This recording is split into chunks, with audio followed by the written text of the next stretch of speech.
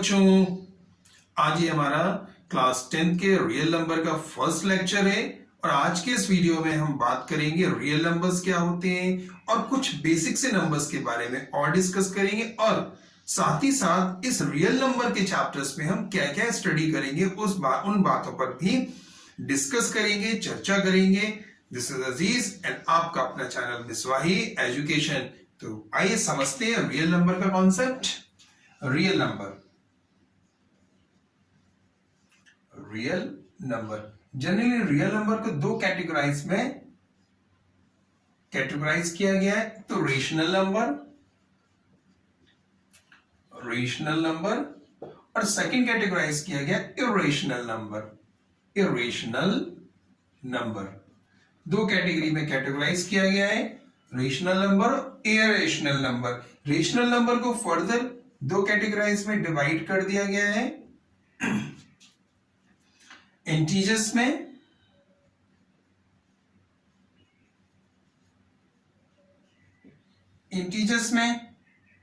और फ्रैक्शन में right. Integers को फर्दर दो कैटेगराइज में डिवाइड कर दिया गया बच्चों, नेगेटिव इंटीजर्स में और होल नंबर्स में और नेगेटिव इंटीजर्स में।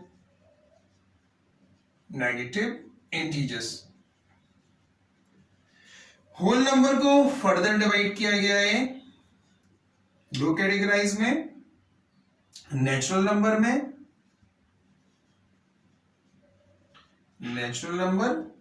And zero. नेचुरल नंबर और जीरो, इस तरह से रियल नंबर को कैटेगराइज किया गया है। आइए इन नेचुरल नंबर्स के बारे में और हम डिस्कस करते हैं। मालूम है आपको नेचुरल नंबर्स क्या होते हैं, होल नंबर क्या होते हैं, इंटीजर्स क्या होते हैं, फ्रैक्शंस क्या होते हैं, रेशनल इरेशनल के एक ब्रीफ नोट और समझते हैं हम इनके बारे में। कुछ इंट्रोडक्शन क्लास है ये, तो इनके बारे में थोड़ा सा और जानते हैं या कि नेचुरल नंबर का कॉन्सेप्ट कहां से आया, होल नंबर का, नेगेटिव इंटीजर्स वगैरह वगैरह, ये सारी चीजें डिस्कस करते हैं। आइए समझते हैं, नोट डाउन कर लीजिए अगर करना हो तो। Note it down, done. चलिए आइए अब धीरे धीरे करके इन नंबर्स के बारे में कुछ बेसिक सी इंफॉर्मेशन कलेक्ट करते हैं। आइए समझते हैं।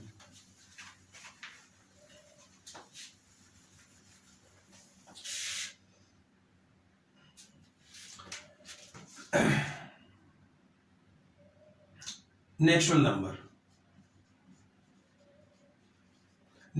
नंबर एक मैथमेटिशियन है, लॉजिशियन नेम्ड लियोपोल्ड क्रॉनिकर।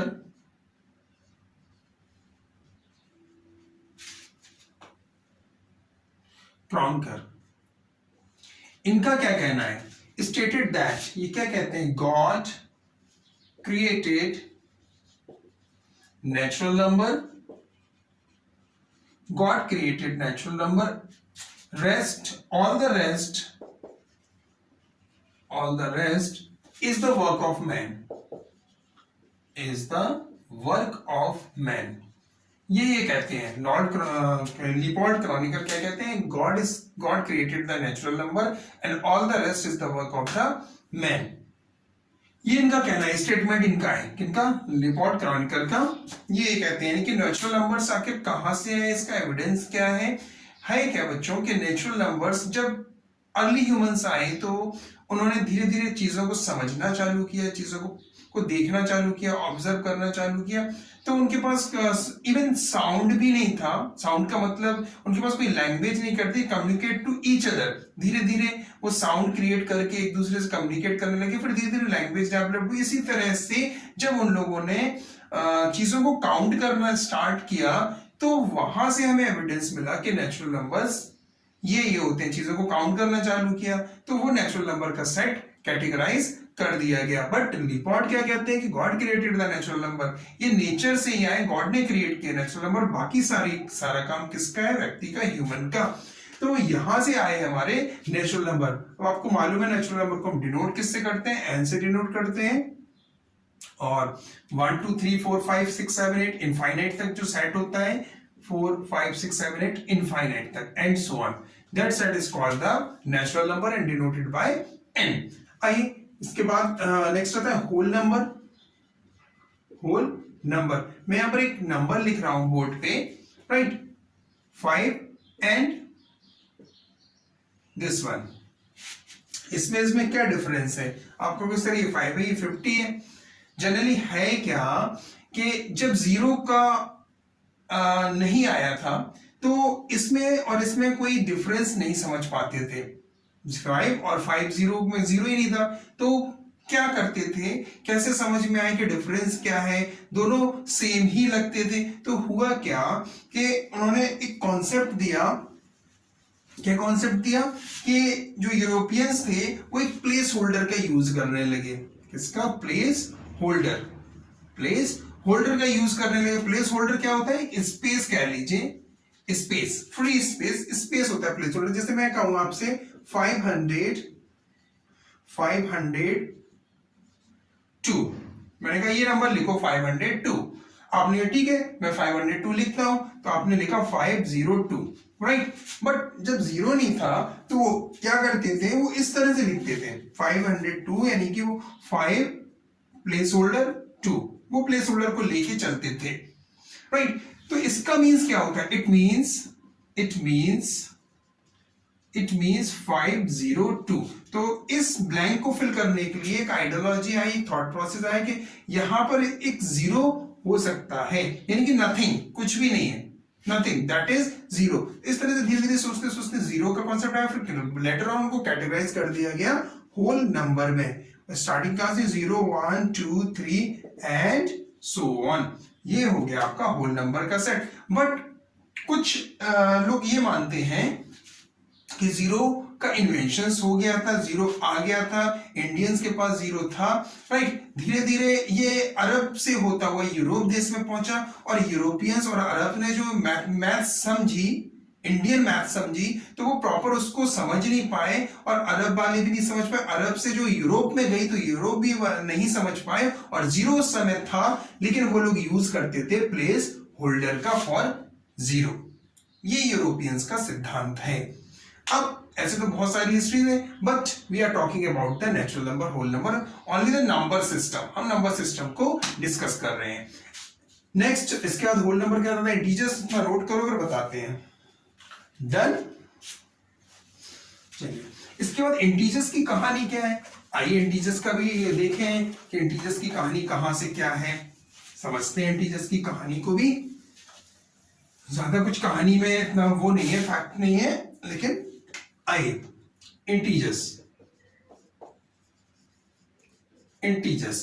इंटीजर्स में क्या है? एक अर्बर माउथ होल्स थे, harbour mouth holes, right.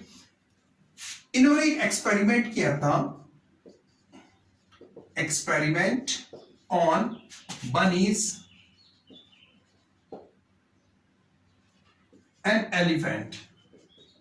Bunnies and elephant. Kept bunnies and elephant in a cage. Right? इन्होंने बनीज और एलिफेंट को एक केज में रखा था। After 6 month, 6 month, he came back. वो वापस आए and observe that number of bunnies increased. Number of bunnies क्या हो गई थी? नंबर ऑफ बनीज इंक्रीज हो गए थे। जितने वो काउंट करके रख के गए थे तो उससे वो ज्यादा हो गए। जब 6 महीने बाद आए अर्बर माउथ होल्स, तो उन्होंने देखा, ये मैथमेटिशियन है, तो उन्होंने देखा कि नंबर ऑफ बनीज इंक्रीज हो गए। तो उनके दिमाग में एक बात आई कि यानी कि नंबर सिस्टम का क्या हो सकता है? मल्टीप्लिकेशन भी हो सकता है और एडिशन भी हो सकता है। एडिशन एंड मल्टीप्लिकेशन, एडिशन भी हो सकता है, मल्टीप्लिकेशन, मल्टीप्लीकेशन भी हो सकता है, ये उन्होंने सोचा। तो ही स्पेंट 15 ईयर्स, कितने साल उन्होंने 15 ईयर्स स्पेंड किए टू डेवलप दिस सिस्टम, इस सिस्टम को डेवलप करने के लिए उन्होंने 15 साल स्पेंड किए, और धीरे धीरे उन्होंने ये एग्जिस्टेंस में आया कि इंटीजर्स क्या होते हैं। उसके बाद फाइनली 1890 में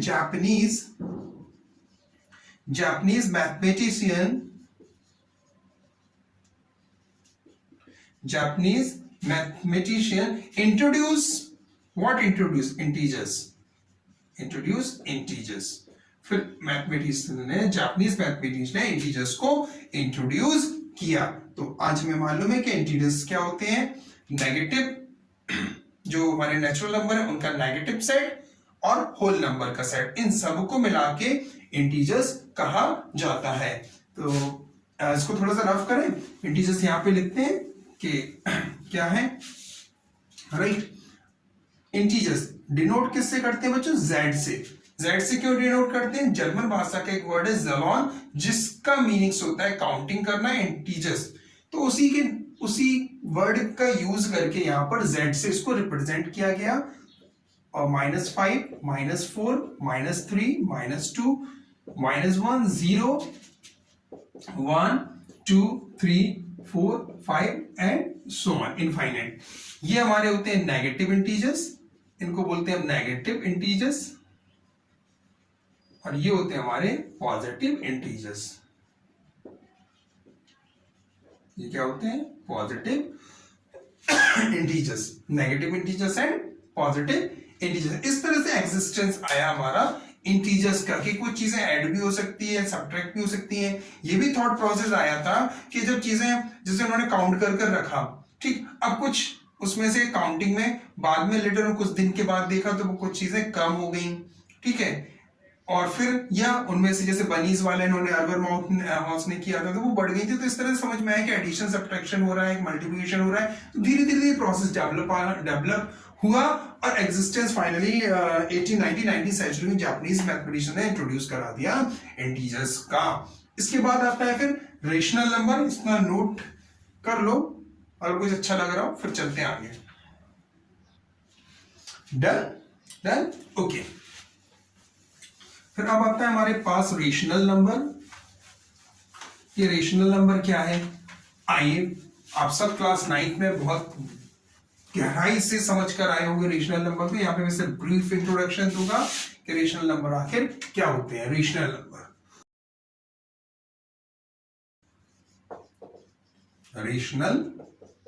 नंबर, आइए, ऐसे सारे नंबर बच्चों जिनको हम P अपॉन Q की फॉर्म में लिख सकें। P अपॉन Q का मतलब क्या, इट मीन्स जिनको हम न्यूमरेटर और डिनोमिनेटर की फॉर्म में लिख सकें। इसका मतलब क्या, इसका मतलब ये कि फ्रैक्शन फॉर्म में, जिनको हम फ्रैक्शन फॉर्म में लिख सकें, उन नंबर्स को हम कहते हैं rational number. Where, but condition is there where P and Q belongs to what? Belongs to integers. P और Q क्या होना चाहिए, integers होना चाहिए, and this is a must condition, and Q is not equal to 0, और Q की value 0 नहीं होनी चाहिए। ये कंडीशन है, ये मोस्ट इंपॉर्टेंट कंडीशन है, राइट। तो Q की वैल्यू 0 नहीं होना चाहिए और P के इंटीजर्स होंगे, राइट। जैसा कि मैं मालूम है कि जितने भी नेचुरल नंबर्स होते हैं वो भी इंटीजर्स होते हैं, होल नंबर्स होते हैं वो भी इंटीजर्स होते हैं। तो P और Q इंटीजर, Q की वैल्यू 0 नहीं होनी चाहिए। ये सेट आ गया। अब हम पहचानेंगे कैसे कौन सा नंबर रेशनल है, कौन सा रेशनल नहीं है। अगर रेशनल नहीं है तो उसको क्या कहेंगे, वो हम बाद में डिस्कस करते हैं। पहले समझते हैं कि रेशनल को हम कैसे आइडेंटिफाई करते हैं। उसके लिए मैं दो ट्रिक कह सकते हैं यहाँ पर। नंबर फर्स्ट में क्या कह सकते हैं कि रेशनल नंबर्स होते हैं वो टर्मिनेटिंग होते हैं, टर्मिनेटिंग यानी कि टर्मिनेट हो जाएंगे। आप कोई भी फ्रैक्शन लिखिए, फ्रैक्शन अगर आपको मिलता है उसका डिवाइड करिए, अगर वो टर्मिनेट हो जाए तो वो रेशनल नंबर होगा। फॉर एग्जाम्पल जैसे हमने लिखा है यहाँ पर 25/4, राइट।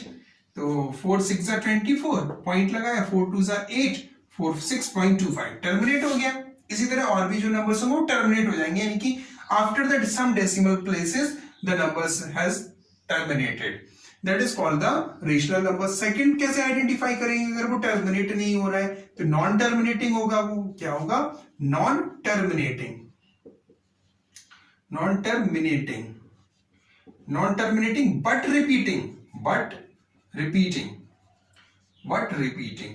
टर्मिनेट तो नहीं होगा लेकिन वो रिपीट करेंगे। कैसे, एग्जांपल्स में जैसे हमने लिखा 10/3, अब आप इसका डिवाइड करो, 10 को 3 से डिवाइड करो तो 3.3333 आता रहेगा, इतना आता रहेगा कि नहीं आता रहेगा।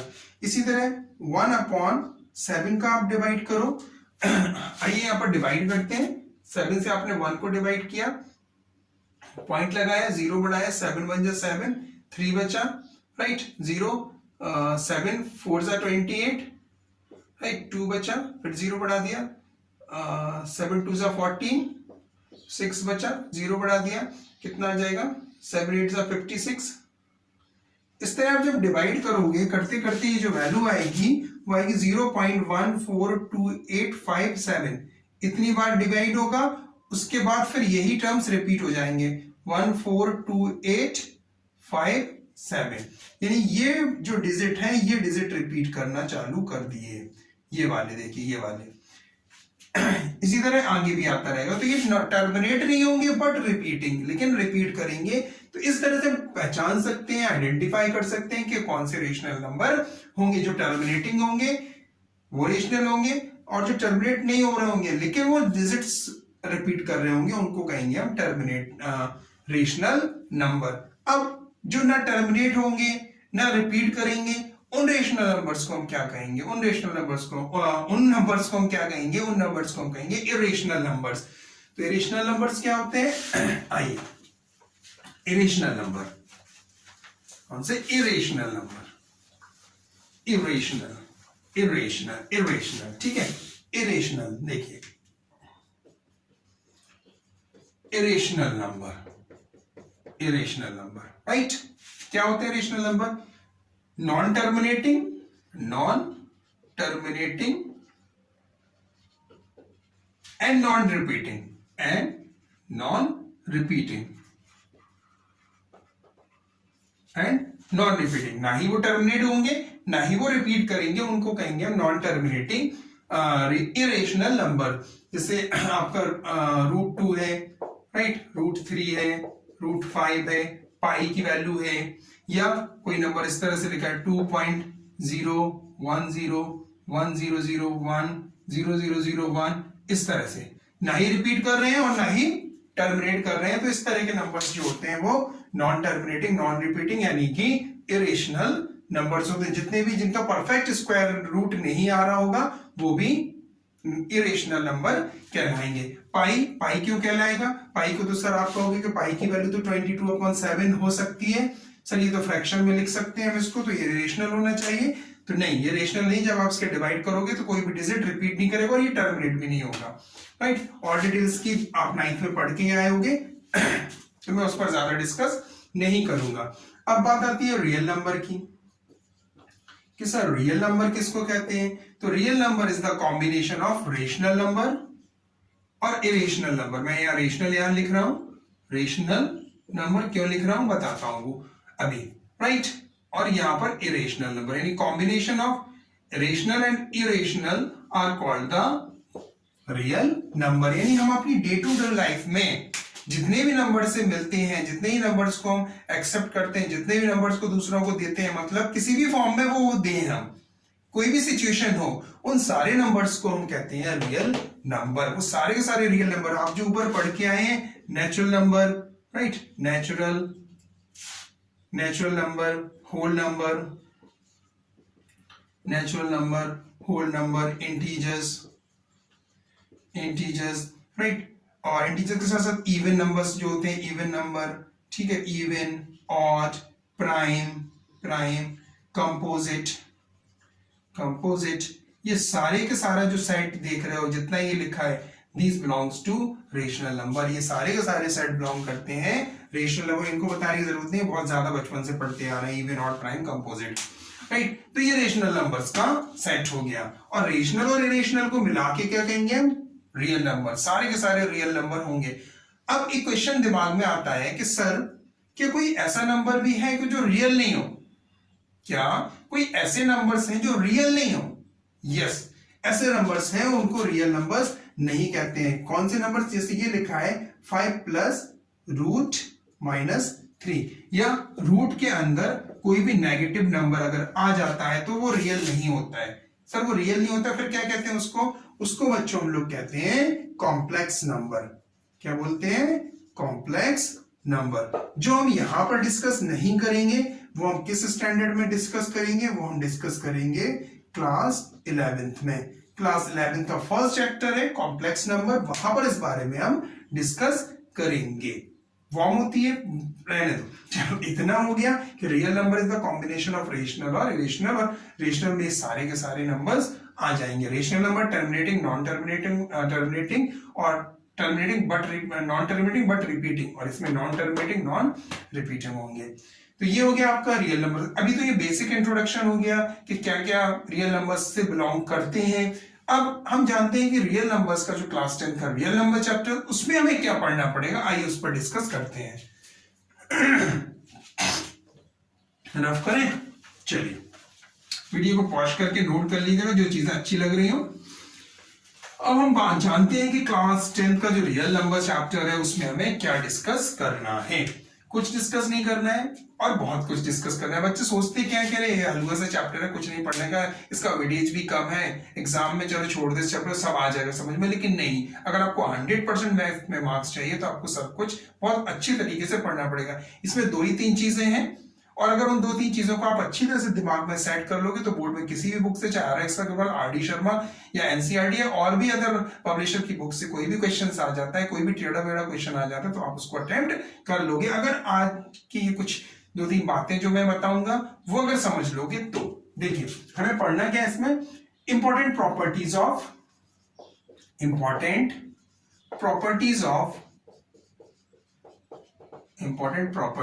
Of integers. बेसिकली ये इंपॉर्टेंट प्रॉपर्टीज जनरली किस फॉर्म में हम पढ़ेंगे? Euclid's, division, lemma. Euclid's, division, lemma, right. Euclid's, division, algorithm, Euclid division algorithm पढ़ेंगे, राइट, या fundamental theorem of arithmetic. Fundamental theorem of arithmetic, ये 3 चीजें आज हम इस रियल नंबर के चैप्टर में अलग अलग तरीके से पढ़ेंगे। अलग तरीके से इनके बेस पर क्वेश्चंस होंगे, इनके बेस पर एप्लीकेशंस होंगी वही चीजें, यही 3, लेकिन घुमा फिरा के कभी अलग अलग कभी मिक्स करके इन्हीं 3 चीजों में ये पूरा चैप्टर घूमेगा। Equality division lemma, equality division algorithm और फंडामेंटल थ्योरम ऑफ अर्थमेटिक। इनके बारे में हम अपने नेक्स्ट वीडियो में डिस्कस करेंगे कि ये क्या होती है, क्या नहीं होती है। आज के इस वीडियो में सिर्फ इंट्रोडक्शन क्लास था, तो हमने इस इंट्रोडक्शन क्लास में क्या जाना, रियल नंबर्स क्या होते हैं, natural numbers, rational, irrational, right, integers, whole number वगैरह वगैरह, ये नंबर्स के बारे में बेसिक इंफॉर्मेशन ली। कुछ हिस्ट्री भी जानी, अभी तक शायद हमें हिस्ट्री नहीं मालूम थी, तो उनकी बेसिक सी हिस्ट्री भी हमने जानी। और ये 3 चीजें कि equality division lemma, equality division algorithm और फंडामेंटल थ्योरम ऑफ अर्थमेटिक, ये इस चैप्टर में हमें पढ़ना है, जो कि हम नेक्स्ट वीडियो में पढ़ेंगे। Thank you so much.